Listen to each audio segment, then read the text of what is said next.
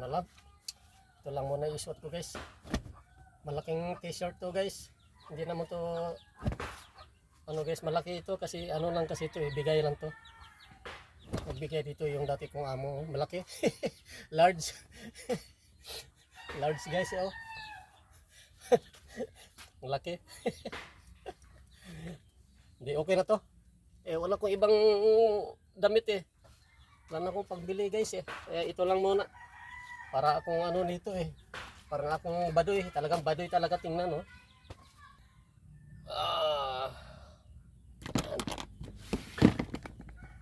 Malaki.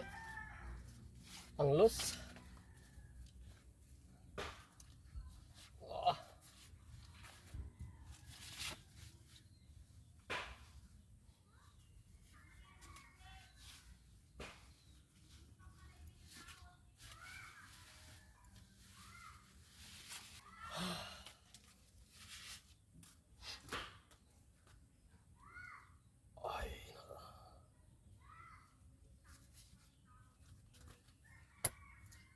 Ito naman guys, yung saklob na to.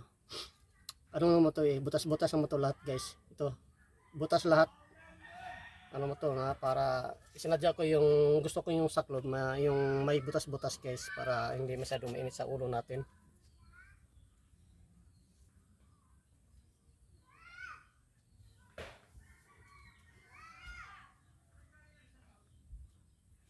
Yan, okay na to guys. Hindi na ako magdala nito guys. Ay ko na magdala nito. Naka ano to. Okay lang kung maraming pera ang dala. Ay dala nating pera ay 1K lang. Bibili ko lang ng butane. Para doon sa gas stove.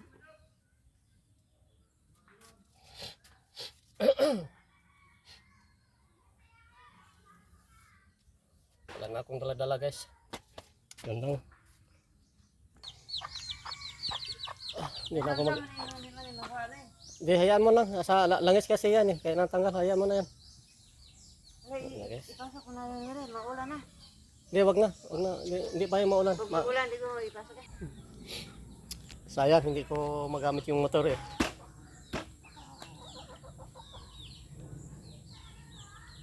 Sayang nga eh. Wala eh. Wala tayong magawa eh.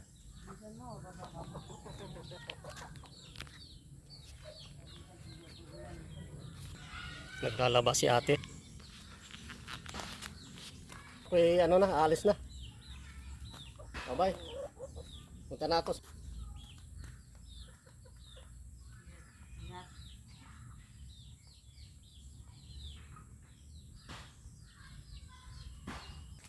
Ayun ako guys. Dito na ako guys.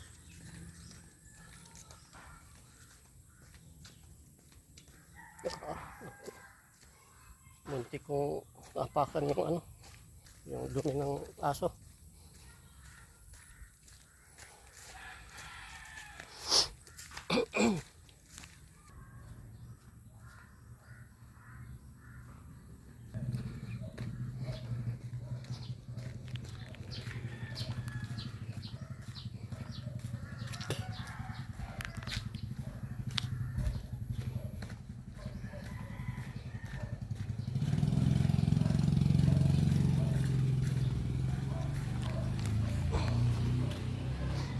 Punta na ako ng San Marcos, gawa ng bibili ako ng butin or butane. Lubusan ako ng gatong ng ano, portable gas. Dito na ako guys.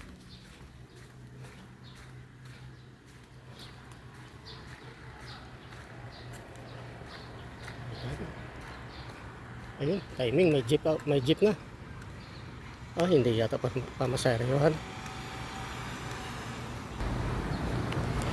Wala, hindi nakalagay ng signboard. Ay, may jeep na guys. Makasakay na ako nito. Dito muna ako banda kasi may truck. Nakaharang yung truck na sa likod.